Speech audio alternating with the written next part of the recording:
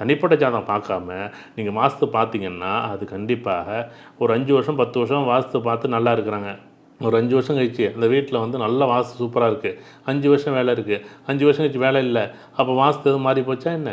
தனிப்பட்ட ஜாதகம் லக்கணம் மாறி போச்சு, நட்சத்திர புள்ளி மாறி போச்சு. அவர் என்ன பண்ணுறாரு, அந்த இடத்த விட்டு நகர்றாரு, தவறாக முடிவு எடுக்கிறாரு. அந்த இடம் வந்து என்ன பண்ணுறாரு, வேலை விட்டு வேலை போனது பிறகு அந்த வாஸ்து சரியில்லைன்னு சொல்ல முடியுமா? சார் வடகிழக்கு சரியில்லை, தென்மேற்கு சரியில்லை இப்படி சொல்ல முடியுமா என்ன? உடனே என்ன சொல்கிறாங்க, வடகிழக்கு நீண்டு போயிருக்கு, தென்மேற்கு நீண்டு போயிருக்கு, அதோட்டு வேலை சரியில்லை, இடம் சரியில்லை, வாஸ்து சரியில்லை. நம்ம மேலே உள்ள குறைகளையும் நம்ம மேலே உள்ள குற்றத்தையும் நம்ம என்ன பண்ணுறோம், நேரடியாக போய் என்ன பண்ணுறோம், அங்கே வந்து இடத்து மேலே இடத்து மேலே காமிக்கவே கூடாது. நீங்கள் இடத்த குறை சொன்னீங்கன்னா தவறு தான். இடத்துக்கு தயவு செய்து எந்த ஜோசியரும் எந்த வாஸ்து நிபுணர்களும் குறை சொல்லாதீங்க. யார் ஜாதகரோ அவரை குறை சொல்லுங்கள். நீங்கள் எடுக்கக்கூடிய முடிவுகள் இப்படி தான் எடுப்பீங்க. நல்லா அவர் நல்ல ஜாதகம் இருந்தால் நீங்கள் சொல்கிறத கேட்பார்.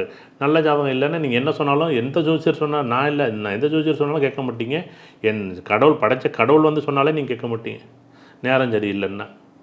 அதை விட்டு நீங்கள் எல்லாருமே வந்து இதுக்கு ஒரு அந்த வீட்டில் இருந்த இதுக்கு முன்னாடியே ராசியும் அங்கே வேலை செய்யும், அந்த இடமும் வேலை செய்யும், வீட்டோட ஓனரோட ஜாதகம் வேலை செய்யும். இதெல்லாம் வேலை செஞ்சாலும் தனிப்பட்ட ஜாதகம் விளைஞ்சிச்சுன்னா அந்த வீடு இன்னும் பிரகாசமாக சந்தோஷமாக அந்த வீட்டை கொண்டாட முடியும். அப்படிங்கிறது தான் என்னுடைய நிகழ்வு.